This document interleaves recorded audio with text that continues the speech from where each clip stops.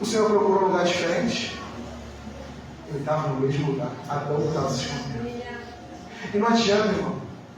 Quando a gente começa a se afastar do Senhor, quando a gente começa a buscar as coisas do mundo, a gente tem vergonha.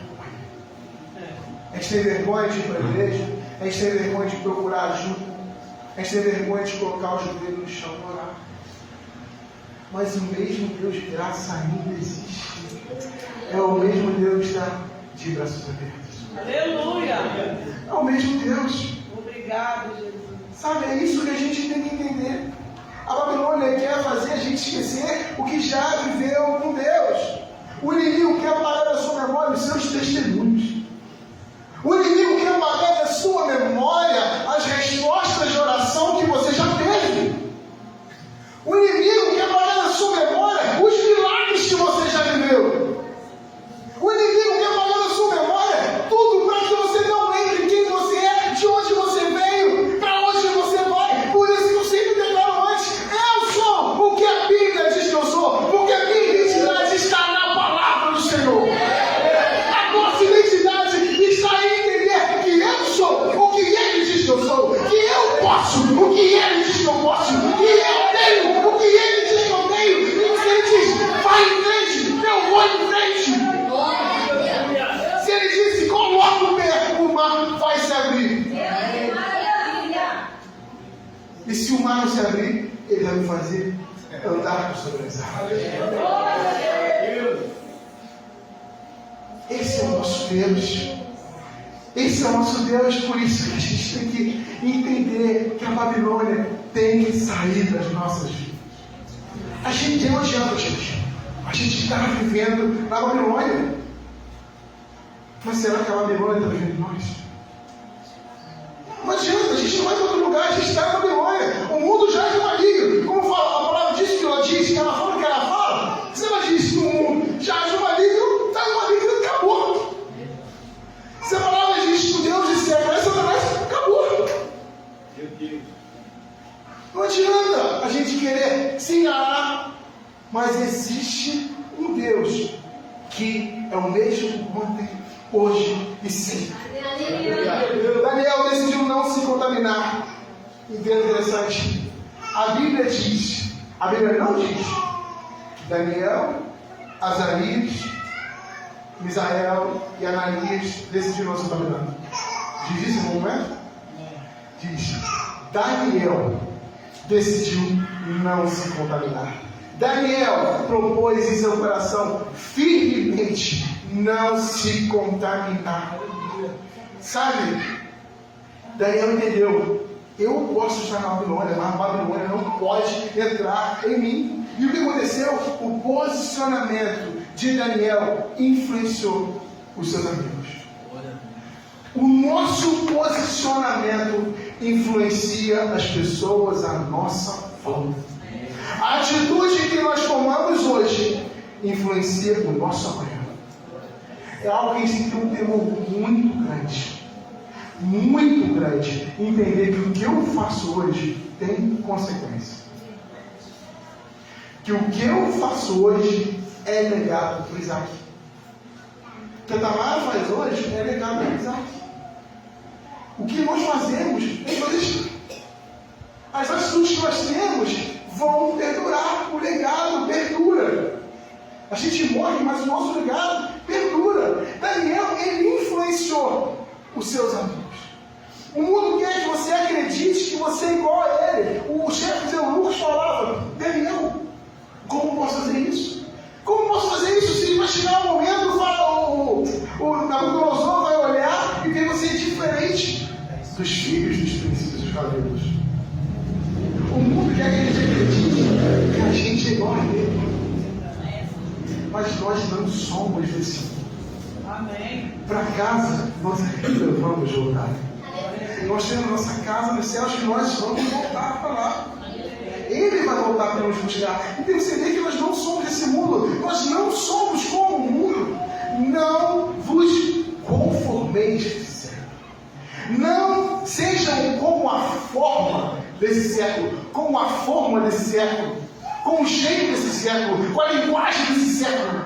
Com o caminhar desses séculos. mas transformai-vos pela renovação da vossa mente. Para que vocês possam experimentar a boa, a perfeita e agradável vontade de Deus. Aleluia! Como digo, a Bíblia diz que ela diz, ela fala, para que vocês possam experimentar a boa, a perfeita e agradável de Deus.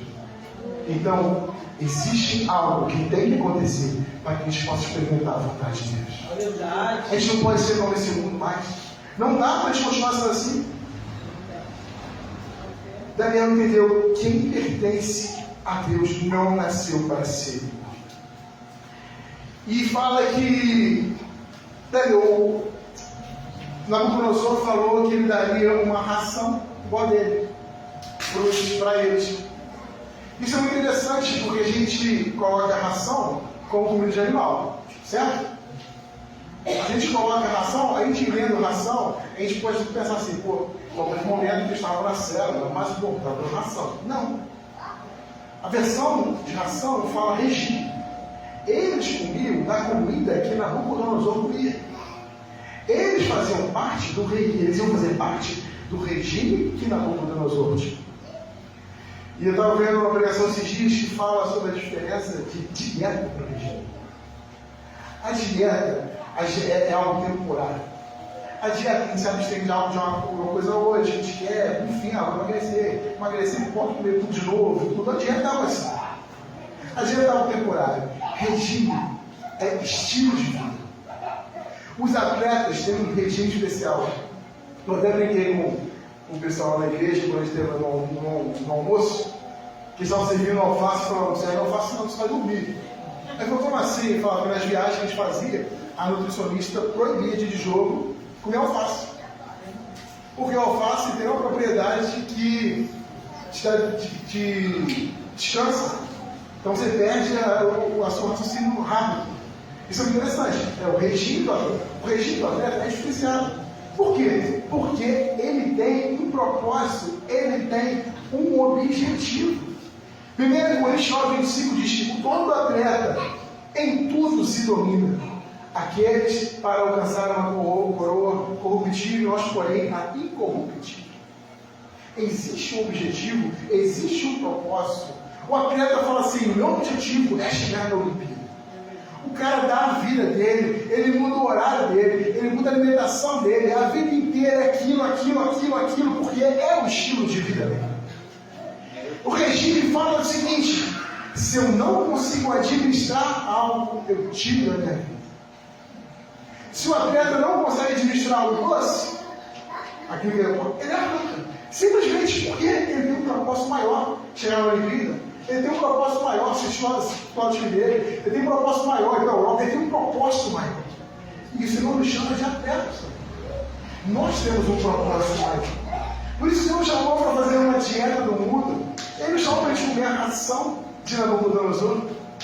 Ele nos chamou para fazer um regime. Sabe, o regime é interessante. Amado, ouça isso. Se você não consegue administrar algo, arranca da sua vida. Porque muitas vezes, esse algo que você não consegue administrar está te levando para a Babilônia. Muitas vezes você não consegue administrar seu telefone, ele está te levando para a Babilônia. Muitas vezes você não consegue administrar as suas amizades, elas que te administram, elas vão te levar para a Babilônia. Muitas vezes você não consegue administrar seu namoro, vai te levar para a Babilônia. Aquilo que você não consegue administrar, ela vai te administrar. Aquilo que você não consegue dominar, todas as coisas lhe são lícitas. Entenda, eu não estou falando de coisa ilícita. Não estou falando de coisa ilícita. Tudo me é lícito, mas tudo me é lícito, mas eu não deixarei de ser preso, dominado, preso. Cara, tudo é lícito. Mas se aquilo está te aprisionando, arranca fora. A palavra de Deus diz: se o seu olho chegar a pegar, arranca fora. É melhor entrar com o olho sobre o céu do que os dois olhos e o inferno. A verdade é essa, cara. Tem coisa que a gente tem que romper. A palavra nos manda fugir da aparência do mal. Está mandando fugir do mal? É da aparência do mal. Aquilo que pode vir futuramente a ser o mal. É a aparência que não está mandando você fugir do mal. Porque a gente tem que cortar antes, porque se deixar chegar a certo ponto, você não vai conseguir mais. É verdade. Tem certas coisas, se você não romper de uma vez por todas, aquilo vai acabar com a sua vida. Se você não romper e falar assim, eu não quero comer dessa filha de Maria, porque se eu começo a gente vai parar e pensar o seguinte, não, peraí, só um pouquinho, a gente come um pouquinho de ração do rei e um pouquinho da nossa comida. Dá para administrar, não dá.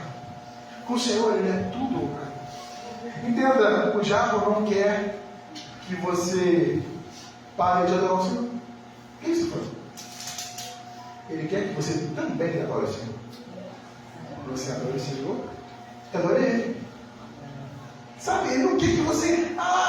Aí tem um pastor amigo que foi missionário na Índia, ele fala que na Índia, todo apelo que você faz, 300 pessoas vão acessar Jesus. Por quê? É mais um Deus para eles. Eles têm milhares de deuses. O diabo está lá e fala, pode estar Jesus. Deixa eu milagre aqui. Eu falo, cara, não tem nada a ver não. Ó, vamos misturar essa filha aí com essa alimentação de vocês. Não é assim. Sabe, existem pessoas que estão controladas pelo celular, pelas redes sociais, pelas amizades, pelos relacionamentos. É verdade. Aquilo que você não domina você. Ponto. E eu pedi que vocês repetirem quando falou 10 dias. Daniel ofereceu 10 dias para a esperança. E quanto tempo antes falou que eles iriam se preparar para servir Nabucodonosor? 3 anos. Por que 10 dias? As pessoas podiam pensar, porque se não der certo nos 10 dias, não vai fazer diferença nenhuma 3 anos. Porque o Daniel podia falar assim, não, deixa 3 anos, você vai ver que os caras lá na frente vão estar muito melhor. As pessoas aceitaram? Não, negativo. Minha cabeça, ó, vai embora. 10 dias, só quero 10 dias. 10 dias podem mudar 3 anos. O que você faz hoje influencia o seu amanhã. 10 dias pareceu um pouco diante de 3 anos, mas as escolhas de hoje vão construir o seu amanhã. E você fala, é muito rápido. Tem um vídeo, não sei se alguém já viu esse vídeo na internet, que fala sobre a eternidade. O cara pega, segura esse fio aqui, leva esse fio em 10 dias. Isso aqui são 70, 80 anos que você vai ver. Então agora continua. O cara vai, dá volta, a eternidade. Sabe, muitas vezes está negociando 10 dias e perdendo a eternidade. É algo muito pouco. A renúncia de hoje é algo muito pouco, porque a renúncia de hoje vai construir seu amanhã na eternidade.